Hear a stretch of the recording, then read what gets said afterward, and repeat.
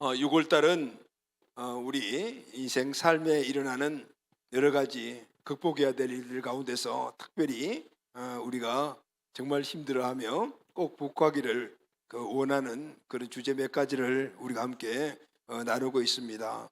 첫째 주, 둘째 주에는 경제 문제에 대한 우리 극복해야 될 원리를 찾아봤습니다. 그리고 지난주는 우리가 겪는 실패에 대한 문제들도 함께 원리를 찾아봤고요. 오늘 다음 주 두 번에 걸쳐서 극복해야 될 문제 세 번째 시간 침묵, 제목이 침묵이죠. 침묵은 전체 이 제목이 너무 길면은 우리 딱 마음에 눈에 들어오지 않으니까 줄인 거예요. 하나님의 침묵. 자, 우리가 극복해야 될 세 번째 문제 하나님의 침묵. 하나님의 침묵에 대해서 우리가 함께 말씀을 나누면서 우리 앞에 이건 특별히 믿음의 사람들에게 해당되는 거잖아요. 우리 믿음의 사람들이 가장 어려워하고 또 극복하기 어려운 그런 문제, 하나님의 침묵 앞에서 우리가 어떤 방법으로 이 문제를 해결해 나갈 것인가 하는 것을 한번 찾아보도록 합시다. 아멘. 사랑하는 간유 여러분, 특별히 우리 믿음의 사람들은 바로 그 믿음 자체가 하나님을 믿는 믿음이잖아요. 이 하나님과 이 관계를 우리가 믿음으로 연결하고 있는 것인데, 근데 이 믿음은 통로와 같습니다. 그래서 하나님의 은혜, 하나님의 은총, 하나님의 축복 이런 것들이 다 믿음을 통해서 우리에게 오게 되고, 그 믿음을 우리가 살아나갈 때 우리 삶의 환경 안에 그 하나님의 은혜와 축복들이 이루어지는 거죠. 그래서 믿음이 참 중요하잖아요. 그런데 이 믿음은 하나님과의 관계인데, 이 하나님의 관계 믿음이 어떻게 끊어지게 되면 어떻게 될까요? 참 답답하겠죠. 자, 이 문제가 심각합니다. 우리 믿음의 사람들에게는 하나님과의 관계의 단절, 그리고 또 하나님의 관계가 단절되니까 하나님의 은혜가 우리에게 이게 주입되고 또 우리에게 이런 것들에 대한 단절이 되니까 이 문제가 우리에게 제일 큰 거죠. 자, 이럴 때 우리는 이 문제를 어떻게 극복해 나갈 것인가, 이게 참 특별한 일입니다. 자, 오늘 이 문제를 우리가 한번 함께 다뤄보도록 할게요. 자, 이런 하나님의 침묵의 상황은요, 우리 개인에게도 해당되지만은 교회에도 해당이 되고, 또 우리 삶의 환경을 보면은 환경 안에도 일어나고, 또 믿음의 사람들, 선조들 이런 상황에서 다 일어나고 있습니다. 그래서 우리는 이 모든 상황마다 일어나는 그런 모양들은 다르지만 그것을 해결하는 그 방법은 딱 하나입니다. 그 방법을 찾아냈을 때 우리 삶의 환경에서 일어나는 그런 정말 하나님이 계신가? 이런 정도로 의심할 수 있는 그런 환경, 또 뭐 교회도 마찬가지고, 그리고 또 우리 개인, 우리 가정도 마찬가지죠. 이런 문제를 우리가 극복해 나갈 수가 있습니다. 아멘. 아멘. 자, 우리가 사진 먼저 하나 보도록 할게요. 자, 이 사진을 보면은 왼쪽에 한 사람이 나오는데, 이 사람의 이름이 엔도 수사쿠라는 일본 분이세요. 이분은 돌아가신 분인데 이분 사제예요. 예전 17세기에 일어났던 일본의 그 박해당했던 그 현장, 기독교인들이 박해당한 현장을 쓴 바로 그분, 그 침묵이라는 책을 쓴 분인데 바로 엔도 사수쿠라는 분이에요. 17세기에 일본에 복음이 전파되기 시작했는데 천주교, 그러니까 지금 기독교보다는 천주교가 먼저 그게 들어가게 되었죠. 그런데 그 천주교 신부들이 일본에 들어가서 복음을 전하는데 엄청난 박해가 있었어요. 우리도 처음 우리나라에 들어온 기독교가 천주교부터 들어왔잖아요. 근데 마찬가지로 일본에도 엄청난 박해가 있었는데, 그때 포르투갈 출신의 예수회라는 그런 그 기독교 단체, 그리고 지금 같으면 루터교 비슷하게 그런 천주교와 그리고 또 기독교 한 중간 정도 되는 이런 개신교적이기도 하기도 이런 그 예수회라는 그런 단체에서 페레이라는 신부를 일본에 파송을 했습니다. 그런데 이분은 정말 굉장히 시실하신 분이고 유명하신 그런 분인데, 이분이 일본에 가서 복음을 전하다가 일본의 심한 박해 때문에 할 수 없이 기독교를 배교했다. 그러니까 하나님을 배신했다. 그래서 일본에 동화되었다. 이런 소식이 바로 로마에 들려오게 되었어요. 그러니 이 페레이 신부 밑에서 교육받고 훈련받은 2명의 제자가 있었습니다. 이 제자는 그럴 수가 없다, 그렇지 않다, 잘못된 걸 거다, 우리가 가서 확인을 해보겠다, 이렇게 말을 하고 두 사람이 일본에 미립국을 하게 됩니다. 이제 그곳에서 실제적인 그 박해를 받고 있는 일본의 그 크리스찬들을 만나게 되고, 그러니까 카타콤에 숨어 있던 그 1세기에 그런 그 성도들 같은 신도들과 같은 사람들이 존재하고 있죠. 이 사람들을 만나, 그리고 그들과 같이 있으면서 정말 일본에서 박해를 받고 있는 크리스찬들의 그 실상을 눈에 보게 됩니다. 그 중에 특별히 이 침묵이라는 책에는 두 신부 중에 한 명인 로드리고라는 이 신부가 직접 그 박해받고 있는 크리스찬들의 현장을 같이 살면서 보면서 거기서 마음에 회의가 오는 거죠. 너무나 참혹하게 순교당하고 있는 그런 현장들을 보면서 하나님이 정말 계시냐, 신부임에도 불구하고 그 회의가 찾아오거든요. 오랫동안 너무나 심한 고통 속에, 그것도 하나님의 어떤 그런 나타나심이 없는 그런 하나님의 침묵 현장을 보게 되면요, 이렇게 신부까지도 그렇게 회의가 오고, 그리고 또 의심이 오고, 그러면서 왜 이 순간에 하나님은 침묵하시는가라는 그런 절규를 하게 되는 것을 보게 되는데, 바로 이 침묵이라는 책에서 그렇게 나온, 이 침묵이라는 책은 이 내용이 이제 영화화되기도 하고, 여러분들이 시간이 있으면 유튜브에 침묵을 치면은 이렇게 줄인 것도 나오고, 그리고 전체 내용도 우리가 볼 수가 있어요. 여기 보면은 그 영화에 보면은 그 17세기에 일본 크리스찬들이 참혹하게 순교당한 현장을 이 로드리고 신부와 같이 간 친구들이 보면서 그 상황에서 하나씩 받으려는 이런 부분을 보는데 좀 봤으면 좋는데, 근데 시간이 너무 없으니까 앞부분만, 근데 참혹하게 이 로드리고 신부가 정말 하나님이 계십니까? 왜 이 순간에 침묵하십니까? 라고 절규하는 그런 그 현장을 우리가 잠깐 보면서 함께 말씀을 나누도록 하겠습니다. 좀 잠깐 치워줄래? 로드리고 신부는 저런 그 크리스찬들이 박해받고 순교하는 현장을 수시 이거 말고도 많이 목격을 해요. 목격을 하면서 이 로드리고 신부 자체가 회의가 와요. 정말 하나님 살아계시냐? 왜 이 순간에 침묵하고 계시냐? 자, 그런 그 질문을 던지면서 이 영화 쭉 지면 맨 마지막에는 하나님의 음성을 들으면서 해결을 받는 그런 장면이 나옵니다. 여러분, 이런 상황들은 지금 북한에서도 그대로 이루어지고 있습니다. 또 지금도 온 세계 여러 나라 가운데 기독교를 탄압하는 나라들에서는 이것보다 더 참혹한 그런 현상들이 일어나고 있고요. 우리는 이런 환경들을 보면서 불신자가 아닌 믿음을 갖고 있는 사람이기 때문에 많은 어떤 의문들이 있죠. 그런데 오늘 우리가 읽은 이 본문 말씀을 보면은 다윗도 이런 상황에 처해 있는 것을 볼 수가 있어요. 다윗도 하나님의 침묵에 대해서 고통하면서 그렇게 탄식하고 부르짖는 내용이 바로 오늘 우리가 읽은 본문의 말씀이에요.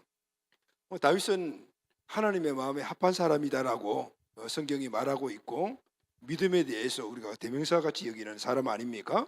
그는 사무엘을 통해서 기름 부음을 받았습니다. 그 왕이 된 거죠. 그런데 왕이 되기는커녕 그때부터 사울 왕에게 쫓기는 시세가 되었고, 수많은 그 환경 가운데서 시련을 겪으면서 죽기 일부 직전에 가는 그런 환경들을 수없이 많이 만나죠. 근데 그런 세월이 뭐 1, 2년도 아니고 17년 이상이나 지속이 되었습니다. 그런 많은 상황들 가운데서 다윗은 생각해요. 내가 왜 이런 고난을 당하고 있지? 하나님께 마음을 합한 자라고 이길 정도로 그 믿음의 사람임에도 불구하고 알 수 없이 찾아오는 그 수많은 어려움들 속에서 다윗은 어떤 마음을 가졌을까요? 여러 차례 극심한 환경 속에서 하나님께 간구했겠죠. 그런데 하나님이 답변이 없으시는 거예요. 그래서 하나님의 침묵에 그때마다 부르짖고 또 스스로 힘을 가지고 나아갈 때마다 그 어려움들을 겪었던 그런 그 다윗의 삶이 17년간이나 지속된 것을 볼 수가 있어요. 오늘 우리가 읽은 본문의 말씀도 보면은 그런 큰 고통 가운데 하나님의 침묵 앞에서 다윗은 이렇게 절규하죠. 오늘 1절 말씀을 우리가 다 같이 한번 읽겠습니다. 시작. 여호와여 어느 어느 때까지니까 나를 영원히 잊으시나이까 주의 얼굴을 나에게서 어느 때까지 숨기시겠나이까. 이것이 바로 다윗의 절규예요. 시련과 어려움들 가운데 거기다가 하나님의 음성도 들리지 않고 하나님은 침묵하고 계시고, 이때 다윗은 하나님 앞에 나와서 탄식하고 있는 그 모습을 우리에게 지금 이 10편 13편으로 보여주고 있는 것이죠.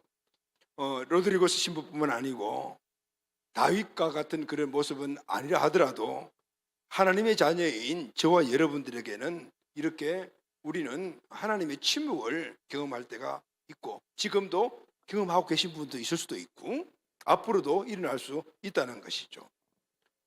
외적인 그런 상황 속에 일어나는 다른 사람들, 어떤 국가적인 차원이나 이런 것도 우리가 보지만은 우리 개인에게도 일어나고, 또 이런 건요 우리 교회 안에도 있습니다. 등등 이런 많은 하나님의 침묵 앞에, 시련을 동반하는 하나님의 침묵 앞에서 우리가 그것을 경험을 하게 된 때가 있다는 거죠. 사업이 잘 안 됩니다. 기도하고 최선을 다하고, 그리고 또 하나님께 정말 신앙생활에서 최선을 다해서도 불구하고 갑자기 사업이 어려워지고 부도의 위기를 맞는 그런 사람들도 우리가 봅니다. 성실하게 신앙생활하며 정직하게 살았는데도 불치병에 걸려서 신음하시는 분들도 우리가 보게 되죠. 또 이런 일들이 며칠도 아니고 몇 달도 아니고 몇 년 동안 계속적인 그런 동일한 문제로 고통받고 있는 분들도 우리가 보게 되죠. 그런데 이 정도는 우리가 또 한번 참고 돌파해 보자라고 생각할 수가 있는데, 정말 힘들게 하는 것이 있습니다. 그건 뭐냐 하면은 신앙도 없고 편법을 임살는 그런 악한 사람들, 불의한 사람들이 더 잘 되는 겁니다.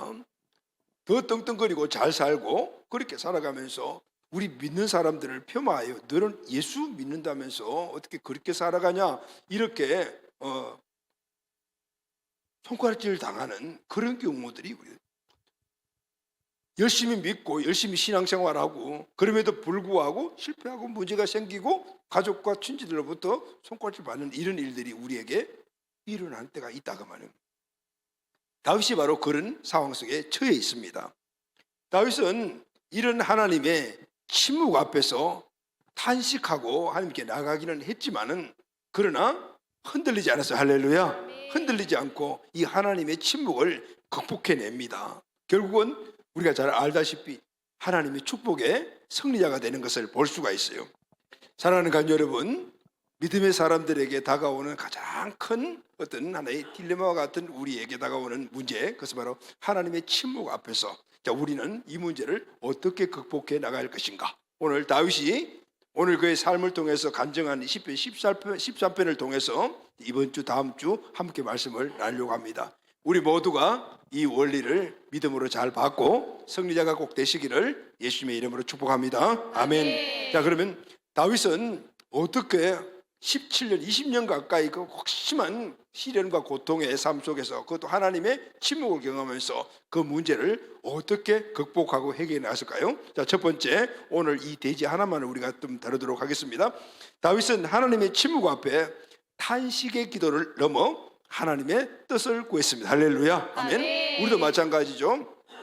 어려운 상황들, 그것도 하나님의 침묵까지 동반되는 이런 환경들을 만나게 된다면은 우리는 탄식할 수밖에 없어요. 하나님께 탄식의 기도를 드리는 거죠. 그러나 거기서 머물리면 안 되고 다음 단계로 다윗과 같이 넘어가야 돼요. 할렐루야. 아멘. 그것은 바로 하나님의 뜻을 구하는 겁니다. 자, 1절 말씀을 다 같이 읽겠습니다. 시작. 여호와여 어느 때까지니까 나를 영원히 잊으시나이까 주의 얼굴을 나에게서 어느 때까지 숨기시겠나이까. 자, 이 1절 말씀은 지금 다윗이 하나님께 기도하는 내용이죠. 여기 보면 하나님 언제까지, 어느 때까지라는 이 단어가 나오는데, 어느 때까지라는 이 단어가 이 본문에 4번 연속해서 나와요. 다시 말하면은 지금 내가 겪고 있는 이 고통 언제까지입니까? 지금 내가 겪고 있는 하나님의 침묵 언제까지 내가 겪어야 합니까? 지금 다윗의 이 탄식의 기도는 그 원리가 뭐냐면, 그 원인이 뭐냐면은 끝을 몰라서 탄식하고 있는 거예요. 지금 내가 겪고 있는 이 어려움, 시련, 환경 이런 것들과 함께 하나님의 침묵, 이것이 언제까지 계속해서 이루어질 것입니까? 그것을 지금 탄식하고 있는 것을 보여주고 있어요. 여러분, 믿음의 사람들이 어떤 시련과 하나님 침묵 앞에서 고통스러워하는 것은 이렇게 면밀히 분석을 해보면은 믿음이 없기 때문이 아니고, 대부분 이 고통, 이 시련이 언제까지 이루어질 것인가라는 끝을 모르기 때문에 더 힘든 것을 볼 수가 있어요. 또 하나는 이유를 모르는 거예요. 내가 왜 이런 어려운 고통 속에 있지? 왜 하나님이 침묵하시는지 이유를 알면 좋겠는데, 이유를 모르고 그리고 이 끝을 모르니까 이것이 고통스러운 거예요. 믿음이 없다기보다는 이 문제가 오늘 믿는 사람들에게 더 큰 어려움이라는 것을 볼 수가 있어요. 우리는 내가 생각하는 그런 어려움의 기간이 있어요. 이런 문제는 뭐 이 정도면 해결되겠지, 하나님 해결해 주겠지라는 그런 기간이 있는데, 그 기간을 훌쩍 넘어버렸어요. 그러면은 더 큰 고통이 우리에게 찾아오죠. 회의가 일어나기 시작합니다. 하나님은 나를 잃어버리신가? 아니면은 하나님은 나를 이제 완전히 그냥 제외시켜 버렸냐? 이런 회의가 찾아오기 시작하죠. 그래서 오늘 본문에 보면 다윗도 주의 얼굴을 어느 때까지 숨기겠습니까? 라고 그렇게 탄식하며 기도하는 것을 볼 수가 있어요. 우리가 똑같은 그런 생각을 갖고 있는 것이죠. 여기 보면은 주의 얼굴을 나타낸다, 숨긴다라는 이런 뜻이 들어있잖아요. 지금 다윗에게서 주의 뜻을 나타낸다는 것은 지금 이 고난과 어려움 현장에 하나님이 함께 계신다는 것을 의미하는 거죠. 그런데 주의 얼굴을 숨겼다라는 것은 지금 내가 당하고 있는 이 어려운 상황, 시련의 현장에 하나님이 안 계시다는 거예요. 하나님, 왜 나에게 관심이 없습니까? 하나님, 나는 하나님을 위해서 최선을 다해서 그렇게 섬기고 신앙의 삶을 살았는데 왜 이런 고통이 나에게 다가오는데, 고통까지는 좋다 하더라도 왜 이 고통의 현장에 오시지 않습니까? 나와 함께하지 않습니까? 바로 왜 얼굴을 나타내 주시지 않습니까? 왜 구원의 손길을 나타내 주지 않습니까? 지금 바로 그 탄식과 절규를 다윗이 하고 있는 겁니다. 사랑하는 가족 여러분, 오랫동안 고통 속에서 오랫동안 하나님의 침묵을 경험하면요, 우리도 이런 현상들이 일어날 수가 있는 거예요. 다윗이 거의 20년 가까이 오랫동안 하나님의 침묵을 경험하며 수없이 고통을 겪고 하다 보니 오늘 본문 말씀을 보면은 다윗의 마음 안에 두 가지의 지금 현상이 일어나고 있는 것을 볼 수가 있어요. 무슨 현상이 일어나고 있을까요? 첫째는 다윗의 마음속 깊은 곳에 번민과 근심이 자리를 잡아가기 시작하고 있었어요. 하나님을 늘 중심으로 모시고 살아갔던 다윗임에도 불구하고 이 동일한 시련과 하나님의 침묵이 계속해지니까 이제는 이 번민과 근심이 마음의 중심에 자리 잡아가기 시작하고 있는 것을 볼 수 있는 거죠. 그래서 지금 하나님께 어떻게 해요? 탄식하고 기도하고 있는 것을 볼 수가 있습니다. 2절 말씀을 다 같이 읽겠습니다. 시작.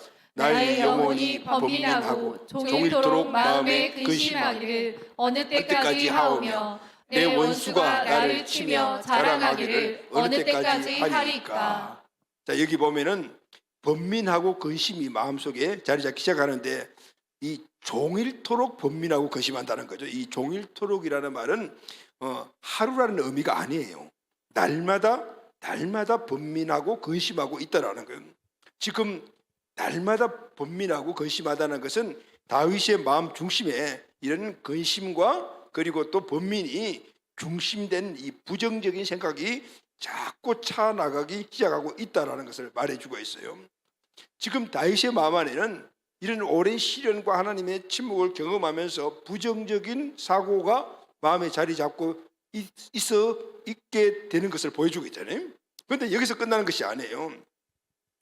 내 원수가 나를 치며 자랑하기를 어느 때까지 하니까. 또 다윗의 원수들, 불의한 자들이 다윗을 막 치면서 폄하하고 손가락질하면서 동네방네 돌아다니면서 저 예수 믿는 사람이 하나님 믿는다는 사람이 왕으로 기름 부음 받았다는 존재가 뭐 저래 막 이런 식으로 막 폄하하고 그렇게 손가락질하는 그런 현상을 보게 됩니다. 한쪽에는 심한 고통과 어려움이 되고 하나님 침묵까지 힘들어가 또 원수는 매일 손가락질하고 사람들 동네 막 소문내고 이런 정말 완전히 동서남북 사방이 콱콱 막힌 것 같은 이런 상황 속에 다윗이 처해 있다는 거예요. 그러니 다윗의 마음에는 하나님이 나와 함께하지 않는 거 아닌가? 그리고 저 원수들을 보니까 이제는 나보다도 저 원수들이 더 잘 되겠네? 이런 생각들이 마음의 중심에 서서히 자리를 잡아가고 있는 것을 볼 수가 있어요. 왜 그렇죠, 여러분? 극심한 시련 가운데 하나님의 침묵을 오랫동안 경험하면은 이런 현상이 누구에게나 다윗 같은 존재 일어나는데 우리도 일어날 수가 있다는 거예요. 사람들은 다윗과 같은 극심한 이런 고통과 하나님의 침묵의 상황을 만나면은 원망과 탄식하는 기도로 끝나지 않아요. 회의주의자가 됩니다. 하나님을 거부하고 하나님의 존재를 갖다 의심하기 시작하기 시작하고 그리고 더 심하게지게 되면은 하나님을 떠나기도 해요. 우리 믿음의 사람들에게도 이런 현상을 우리가 많이 보지 않습니까? 하나님만을 섬기며 사는 신앙인임에도 불구하고 애매하게 고난을 당해요. 원인도 없이 고난을 막 당합니다. 또 어떤 경우에는 큰 질병에 걸리기도 합니다. 또 정말 원인 없는 사고를 당해서 엄청난 시련을 겪기도 합니다. 지난번 청소년 치유 수양회 때 내가 청소년들하고 상담을 한 그 내용 가운데 이런 것이 있어요.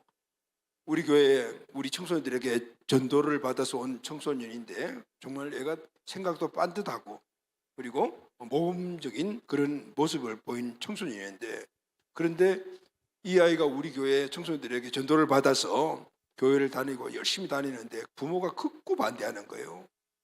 엄마 아빠가 다 교회 나가지 말라고 그렇게 야단치기도 하고 별별 회유하기도 하고 막 그래요. 그래서 그걸 나누면서 부모님들은 예수님을 원래 안 믿으신 분이니? 하니까 아니래요. 어머니가 예수님을 진짜 열심히 믿던 분이래요.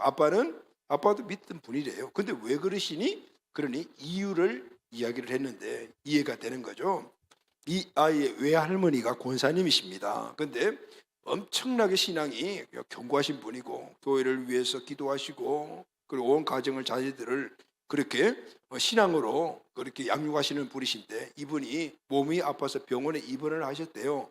그런데 의사가 약 처방을 잘못해서 그 약을 먹고 돌아가신 거예요. 그래서 그 가정 전체가 난리가 안 났겠습니까? 정말 사랑하는 어머니, 아내 그리고 또 그 보면서 아니 우리 어머니가 하나님을 그렇게 열심히 섬기고 교회를 열심히 섬기고 우리 자녀들 그렇게 양육했는데 하나님 왜 우리 어머니를 데려가셨어요? 아니면 왜 우리 어머니가 이런 어려움을 당했어요? 하나님 계십니까? 하나님 안 계시요? 이러면서 우리 하나님 믿지 말자. 이렇게 해서 온 가정들이 예수님을 안 믿게 되고 지금 결혼한 그 따님의 아들이 예수님을 열심히 믿으려니까 교회 못 나게 만. 여러분 이런 일들은 그냥 한 번 듣는 얘기 아니죠. 우리 주변에 많이 일어나는 일들입니다. 신실하게 예수님을 잘 믿는 분들이 사업에 실패하고 열심히 신앙생활하는 우리 청년들이 취업에 계속해서 실패하는 이런 모습들을 보죠. 이때 본인뿐만 아니고 가족들에게도 회의가 찾아오죠. 또 상대적으로 예수 안 믿는 친구 그런 사람들이 사업이 더 잘 되네. 또 예수도 안 믿고 신앙생활도 안 하는 친구들이 척척척 취업도 잘 되네. 이런 걸 보면서 가족과 주변의 환경의 사람들에게서 회의가 오죠. 하나님이 살아계시다라면은 왜 이런 일들이 일어나는가. 그래서 또 우리 개인에게도 신앙적 회의도 찾아오죠. 자, 이런 일이 반복되거나 또 그것이 또 한두 번도 아니고 쓰라미 같이 한 빵 치고 또 치고 또 치고 하면은 큰 충격으로 오게 되면은 신앙을 떠나는 사람들. 또 신앙을 떠날 뿐만 아니라 무신론주의가 아예 돼버리는 이런 경우들을 우리가 많이 보거든. 슬라보의 지젝이라는 유명한 무신론주의자가 있어요. 이 사람은 유고슬라비아 사람인데 지금 현존하는 철학자입니다. 근데 이분이 정말 요즘 이 현 시대의 대표적인 무신론주의자인데 이분이 이런 이야기를 했어요. 모든 신학자들은 신의 존재와 악의 존재 사이에 있는 괴리감에 직면하게 된다라고 전제하면서 그리고 논리를 이렇게 쭉 편 그런 내용들을 요약하면 이런 거더라고요.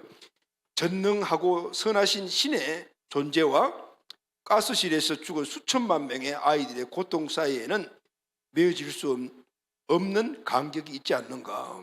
하나님이 살아계시다면 2차 세계대전 때 600만 유태인들이 학살당했잖아요. 그게 가능한 거냐? 이런 질문을 던지는 거예요.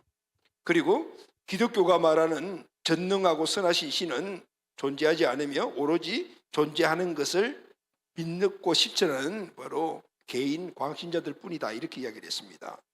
그러므로 진정한 기독교는 무신론이고 그리스도는 괴물이다. 전능하신 하나님이 존재한다면 왜 악한 일이 벌어지는가? 그리고 악이라는 것을 이렇게 구분했어요. 살인, 강간, 도둑질 등과 같은 도덕적인 악, 그리고 이 악을 신학에서는 그렇게 포괄적으로 이야기하죠. 죄를 포함한 일어나는 모든 부정적인 환경에 그런 것까지도 다 악에다가 넣거든요. 그러니 이 사람 이야기가 살인, 강간, 도둑질 같은 도덕적인 악, 또 이 땅에 일어나는 세상에 일어나는 지진, 쓰나미, 태풍과 같은 자연적인 악이 있다. 이걸 보면은 하나님이 무능하거나 하나님이 없다, 이렇게 말해요. 왜냐하면 하나님이 인간을 만들었더라면은 도덕적이고 윤리적으로는 삶을 살아야 되지 않냐. 그런데 그렇지 못하지 않냐. 그러니 하나님이 없던가. 그래서 인간이 진화론적으로 자연적으로 생겼던가. 아니면은 만들었는데 잘못 만들었으니까 무능한 존재다, 이렇게 이야기해요. 또 수없이 일어나는 자연재해들, 전쟁들, 이런 것들은 하나님이 우주 만물을 만드시고 세상을 창조했다면은 왜 이런 게 일어나냐? 그러면은 하나님이 없든지 하나님은 무능한 존재다, 이렇게 이야기를 합니다. 여러분, 믿음이 좋은 신앙인도 지속적인 번민과 근심하는 고통스러운 일과 하나님의 긴 침묵을 쓰게 되면은 이 실존적인 회의론에 빠지게 되는, 그리고 무신론주의로 돌아가는 사람들도 보면은 역사에 많이 나온다면, 성경에도 보면은 정말 믿음의 기르성 같은 그런 분들도 이런 회의 속에 빠진 내용들이 성경에 아주 그대로 드러나고 있어요. 보여주고 있죠. 모세, 엘리야, 요나, 에레미야 같은 이런 믿음의 선지도 그런 일들을 경험을 하는. 모세는 200만 명 이스라엘 민족을 출애굽시키고 광야 40년 성공적으로 그렇게 이끈 민족의 지도자이지 않습니까? 엘리야는 갈멜산에서 850명의 바알과 아시라 선지자가 싸워서 물리친 놀라운 기적을 일으켰던 사람이고, 요나는 니느웨 사람 12만 명을 해결시킨 사람이에요. 그럼에도 불구하고 이들이 회의주의와 영적 침체에 빠진 적이 성경에 보면은 수없이 많이 나와요. 심지어는 하나님께 죽여주세요라고 땡깡을 부린 것까지 기록이 되어 있지 않습니까? 이런 일들이 우리에게도 일어난단 말이죠. 하나님의 오랜 침묵, 시련 앞에 이런 상황 속에서 다윗은 뭘 했으면 하나님 나가서 절규하며 기도한다. 회의가 일어났던. 그런데 가장 중요한 것은 두 번째예요. 보편적으로 이런 상황을 만나게 되면은 절규하고 함께 탄식하고 회의가 일어나기도 하지만은 다윗은 거기에 머물지 않았어요. 두 번째 보면은 다윗은 고통 가운데서도 탄식하며 그 회의주의에 머물러 있지 않았습니다. 하나님의 침묵 앞에서 다윗은 그 다음 단계로 뭐냐면 하나님의 뜻을 구합니다. 할렐루야. 아멘. 이것이 다윗의 진정한 믿음의 사람의 모습을 우리에게 보여주고 있는 거죠. 3절 말씀을 다 같이 읽겠습니다. 시작. 여호와 내 하나님이여 나를 생각하사 응답하시고 나의 눈을 밝히소서. 두렵건대 내가 사망의 잠을 잘까 하오며. 할렐루야. 아멘. 오늘 우리 앞에 나오는 원인 모르는 그런 시련들, 그리고 하나님의 침묵 앞에서 우리가 해야 되는 다윗과 같이 탄식이 우리에게 일어날 수가 있습니다. 그러나 회의주의에 빠질 수도 있어요. 그러나 거기에 머물면 안 되고 다음 단계로 나가는데 하나님의 침묵 앞에서 하나님의 뜻을 구해야 돼요. 할렐루야. 아멘. 그러면 하나님의 뜻을 구하는 그 내용이 구체적인 것이 무엇일까요? 자, 오늘 이 3절 말씀을 보면은 다윗은 먼저 하나님을 뭐라고 말합니까? 여호와 내 하나님. 할렐루야. 아멘. 다윗은 하나님을 여호와 하나님 나의 하나님 이렇게 말하고 있어요. 여기 보면 여호와라는 명칭이 나오죠. 이 여호와라는 명칭은 다윗이 시편을 보면은 대부분 하나님과 관계 속에서 사용한 명칭이 여호와예요. 여호와라는 이 하나님 명칭은 하나님 이름이 성경에 여러 개 나오잖아요. 그중에 여호와라는 이름이 야훼 이런 말인데, 이 말은 그의 백성과 언약을 맺으시고 그 언약을 신실하게 지키시는 하나님의 면모와 관련했을 때 사용하는 하나님의 이름이 여호와예요. 그래서 이 여호와 하나님은 약속의 하나님, 여호와와 언약하신 하나님, 그러니 이 언약하신 하나님의 그 신실성이 동반되는 거죠. 그것은 꼭 이루어 주신다. 할렐루야, 아멘. 그러니까 다윗은 모든 어려움 가운데서도 나의 하나님 여호와 하나님은 나와 약속하신 하나님이시고 신실하신 하나님이기 때문에 하나님은 분명히 나를 이 가운데서 구원해 주신다. 아멘. 내 길을 인도해 주신다. 이런 확신을 갖는, 그래서 그 하나님. 그런데 누구 하나님? 내 하나님이에요. 물론 이스라엘의 하나님이지만은 내 일대일 관계 속에서 하나님이라는 것을 말하고 있는 거예요. 그리고 또 하나님이라는 이 호칭은 그 원어가 엘로힘인데, 엘로힘은 천지 만물을 창조하신 하나님, 세상 모든 만물을 주관하시는 하나님, 그러니까 능력의 하나님, 전능하신 하나님을 사용할 때, 호칭할 때 사용하는 이름이 엘로힘이에요. 근데 지금 엘로힘 그리고 여호와, 이 하나님은 다윗은 나의 하나님이라고, 할렐루야, 아멘. 하나님은 신실하시고 하나님은 전능하신 분이시기 때문에 오늘 내가 당하고 있는 이 현실 어려운 가운데 하나님의 음성은 들리지 않지만은, 하나님의 침묵하겠지만은 분명히 약속에 근거하여 하나님의 이름에 근거하여 하나님은 나를 이 가운데서 이렇게 세워 주실 것이다. 할렐루야, 아멘. 그래서 오늘 이런 의미인 거예요. 하나님은 침묵하고 계시는 것처럼 보이지만 여전히 내 어려운 사정을 다 아시고 계신다, 보고 계신다. 그래서 이제 곧 적극적으로 나의 이 상황에 개입하실 것이다. 할렐루야, 아멘. 오늘 그것이 바로 여호와 내 하나님이라는 음식이에요. 이 믿음의 근거에서 다윗은 이렇게 간구합니다. 나를 생각하사 응답하시고 나의 눈을 밝히소서. 할렐루야, 아멘. 하나님, 이제 이 신실하신 전능하신 하나님의 믿음을 근거해서 하나님 나를 생각해 주세요라고 말하고 있어요. 이 생각하사에 하비타는 열심히 바라보다, 주시하다, 주목하다라는, 하나님 나를 열심히 바라봐 주세요. 그리고 응답하시고 안하는 보다라는 거예요. 이 말씀은 하나님, 내가 지금 원수의 핍박 속에서 고통받고 있지 않습니까? 하나님의 임재하심을 내가 보지는 못하지만은 나를 보고와 주십시오, 계속 보아 주십시오 라고 간구하고 있는 것을 볼 수가 있습니다. 나를 영원히 잊으신 것이 아니라 나를 지금도 주시해 주세요. 그리고 주의 얼굴을 더 이상 숨기지 마시고 나타내 보여 주세요, 응답해 주세요, 이렇게 기도하고 있는 것을 볼 수가 있습니다. 할렐루야, 아멘. 근데 여러분, 거기서 끝이 아니에요. 그리고 한 단계 더 나가서 확실하게 도장을 꽝 찍는 기도를 간구를 하는데, 나의 눈을 밝히소서. 할렐루야, 아멘. 하이라라는 이 말은 내 눈을 뜨게 해주세요. 다윗이 지금 소경이 아니잖아요. 눈 뜨고 있어요. 근데 내 눈을 뜨게 해주세요라는 말은 이 육신의 눈 말고요, 하나님의 눈, 영적인 눈을 뜨게 해 주세요. 할렐루야. 아멘. 그래서 하나님의 눈을 뜨게 해주셔서 지금 하나님이 이곳에 임재하신 것을 보게 해주세요. 하나님의 얼굴을 보게 해주세요. 아멘. 하나님의 뜻을 보게 해주세요. 할렐루야, 아멘. 아멘. 하나님이 내 싫은 환경 속에서 침묵하고 계시지만 하나님이 이전에 여기 함께 계시고 계신데, 내가 육신의 눈을 볼 수 없으니 하나님 영의 눈을 뜨게 해주셔서 이것을 보게 해주세요. 아멘. 아멘. 그리고 하나님 영의 눈을 통해서 이것을 보는 통찰력을 내게 주세요. 할렐루야, 아멘. 아멘. 그 통찰력을 가지고 지금은 내가 혹심한 시련과 어려운 가운데 하나님의 침묵을 경험하는 것 같지만은, 그러나 이 가운데 역사에 계시고 지금도 여전히 끊임없이 들려주시는 하나님의 음성을 듣고 내 미래를 확실히 계획하신 하나님의 뜻을 알게 하여 힘있게 달려가게 해 주세요. 할렐루야 하면 그 이야기를 지금 하고 있는 거예요. 나의 눈을 밝히소서라고요.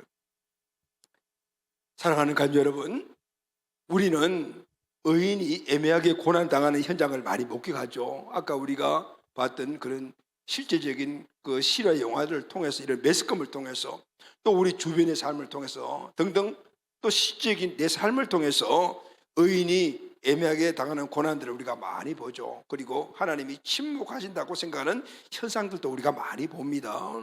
악이 더 횡행하여 하나님이 역사 속에 개입하지 않는 것 같은 현장들을 우리가 보면서 마음 아파하는 그런 것들을 우리가 영상을 통해서 많이 보잖아요. 그리고 그걸 볼 때마다 자꾸 보니까 낙심하게 되고 회의주의에 빠지기도 해요. 이런 상황은 우리 자신에게도 일어나지 않습니까? 이런 상황에서 우리가 힘있게 살려면 그 상황을 정확하게 보는 눈이 열려야 합니다. 할렐루야. 아멘. 하나님의 눈을 보는 영적 눈이 열려야 합니다. 우리 육신의 눈으로는 왜 의인이 고난을 당하는지 몰라요. 왜 신앙이 좋고 할 일도 많은 사람이 먼저 천국에 하나님이 불러가시는지 모릅니다. 왜 스데반이 돌에 맞아 죽었는지, 왜 야고보 사도가 순교를 당했는지, 왜 세례 요한이 참수연을 당했는지 우리가 육신의 눈을 보면 알 수가 없습니다. 왜 믿음 생활 잘하는 아무개 집사가 사업에 부도가 났는지, 왜 믿음 좋은 아무개 집사가 불치병에 걸린 건지, 아무개 성도가 새벽기도 나오다가 교통사고를 당한 건지 우리는 이유를 몰라요. 그런데 그런 일들이 우리 주변에 비일비재하게 일어나고 있다면, 그래서 그것을 제대로 보려면 우리 영적 눈이 열려야 돼. 할렐루야. 아멘. 그때 그 고난과 어려움의 현장에서 하나님의 뜻을 볼 수가 있게 되는 겁니다. 그래서 사도 바울은 기도할 때마다 하나님 내 마음의 눈을 밝혀 주시옵소서라고 간구한 것을 볼 수가 있는 거예요. 성령으로 우리의 영안이 열려야 현실의 고난의 이유를 알게 됩니다. 부조리한 환경도 그 이유를 알게 됩니다.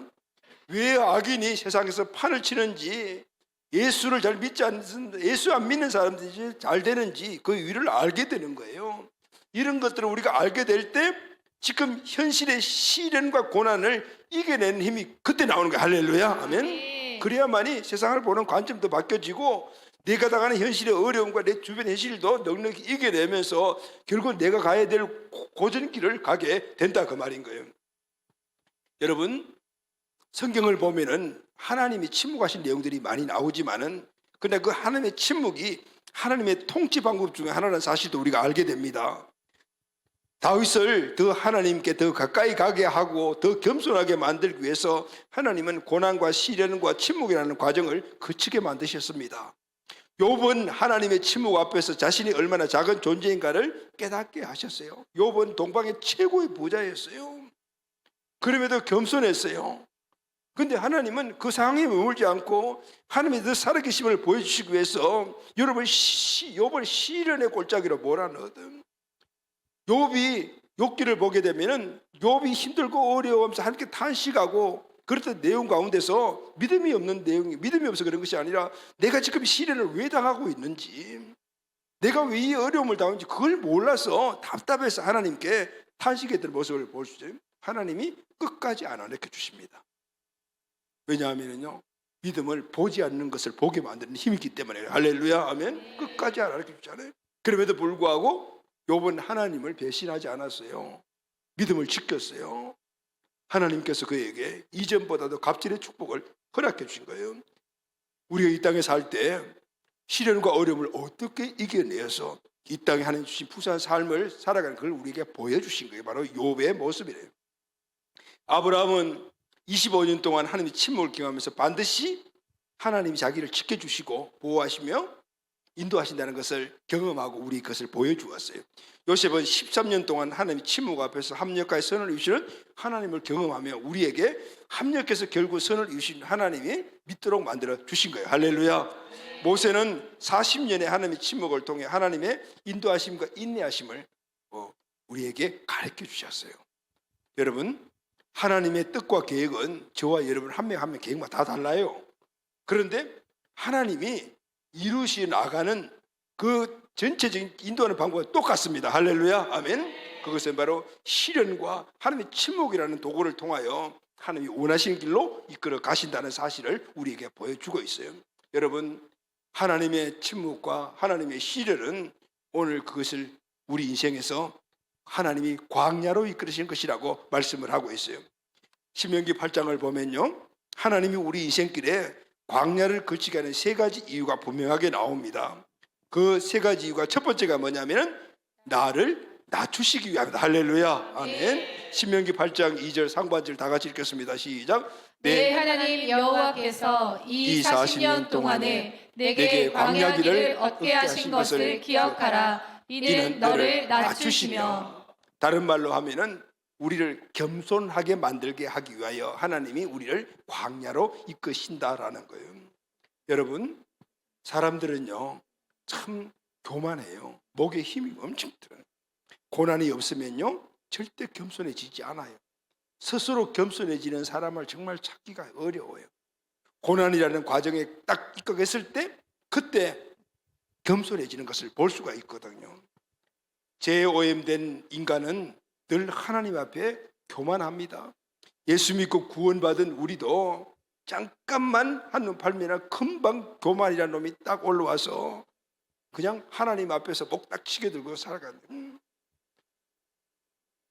이 교만은 다른 것이 아니에요. 내가 하나님이다라는 거예요. 내가 내 삶의 주인이다라는 거예요. 하나님은 이런 교만한 자를 사용할 수가 없어요.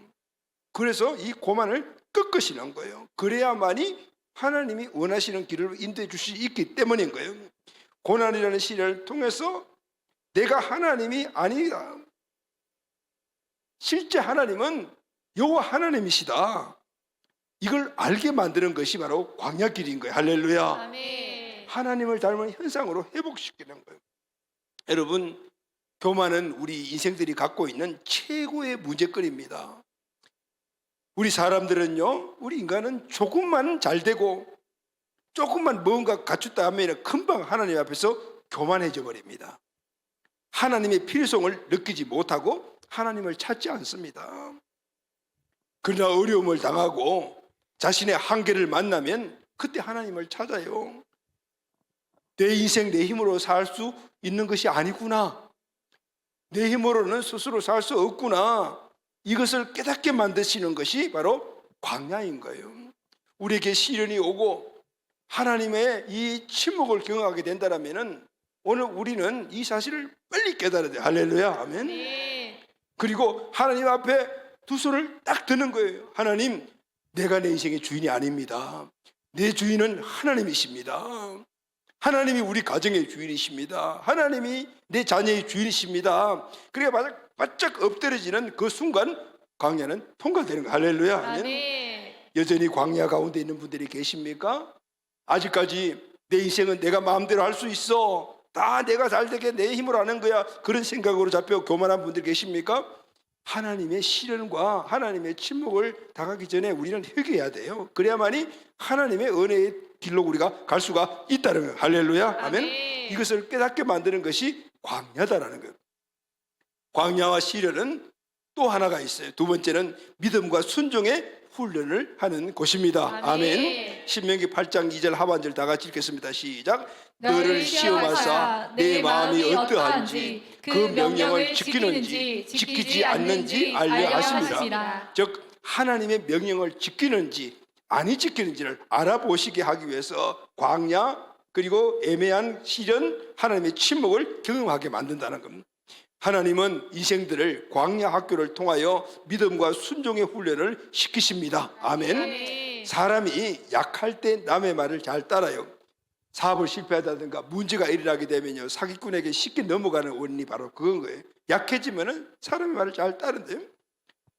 아브라함은 25년, 야곱은 30년, 모세는 미디안 광야에서 40년, 다윗은 17년 이상 광야에서 혹독한 훈련을 받았습니다.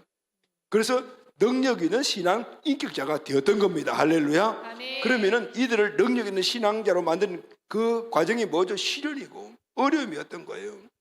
365일 내내 구름 한 점 없이 화창한 날씨만 계속된다면 이 대지는 사막으로 변해버립니다. 구름도 끼고 바람도 불고 비도 오고 태풍도 와야지 자연이 유지가 되는 겁니다. 우리 인생도 마찬가지로 고통이 따르고 시련이 진정한 행복의 완성을 만들어 가는 거예요. 하나님 이걸 아시는 거예요. 그래서 우리를 시련과 어려움을 통해서 진정한 행복의 길로 만들어 가시기 위함인 거예요. 할렐루야. 아멘. 그래서 여러분 광야와 시련과 하나님의 침묵은 세 번째 낮추시고 훈련하여 마침내 복을 주시기 위함입니다. 할렐루야. 신명기 8장 16절 말씀을 다 같이 읽읍시다. 시작. 내 조상들도 알지 못하던 만나를 광야에서 내게 먹이셨나니 이는 다 너를 낮추시며 너를 시험하사 마침내 내게 복을 주려 하시려느니라. 아멘. 광야는 낮추시고 순종의 훈련하시는 곳이잖아요. 그것이 우리에게 시련이요 하나님의 침묵인데, 그런데 이유가 있습니다. 마침내, 다 같이 시작. 마침내. 한 번 더 시작. 마침내. 그 다음에 내게 복을 주려 하심이니라. 할렐루야. 아멘. 결국은 이 시련과 하나님의 침묵의 이유는 하나님이 마침내 결론적으로 우리에게 복을 주시기 위함인 거예요. 광야를 끝내고 가나안 땅으로 들어가게 만들어 주시기 위함이라는 거예요. 광야의 근본적인 목적은 하나님이 복을 주시기면. 여러분, 아이들이 자라면서 우리 이갈이를 하잖아요. 이빨을 빼줘야 하는데 사랑하는 아이가 엄청 아파합니다. 근데 그것을 감수하고 이를 빼주잖아요. 왜냐하면 건강한 이를 가져야 아이가 앞으로 음식을 잘 먹고 건강할 수가 있기 때문이잖아요. 그래서 이런 과정을 통하여 결국은 하나님의 인도하심 속에 마침내 복을 얻은 다윗은 이렇게 고백을 합니다. 시편 119편 71절입니다. 시작. 고난당한 것이 내게 유익이라. 이로 말미암아 내가 주의 율례들을 배우게 되었나이다. 할렐루야. 아멘. 고난 과정을 통해서 하나님이 어떤 분이신가를 확실하게 알게 됐다는, 그래서 이 고난은 나에게 결국은 유익이었구나라는 것을 알게 되었다는. 할렐루야. 아멘. 사랑하는 가족 여러분, 우리는 의인이 고난을 당하고 내가 어려움을 겪을 때 이유를 모르는 경우들이 너무나 많이 있습니다. 그래서 원망하고 회피하고 하나님을 부인하기도 합니다. 그러나 하나님의 자녀인 우리의 고난에는 하나님의 기쁜 뜻이 그 고난 가운데 감춰져 있음을 믿어야 합니다. 아멘. 이 땅에서 그 뜻을 다할 수 없을 수도 있어요. 그러나 우리는 어차피 어디에요? 천국 갑니다.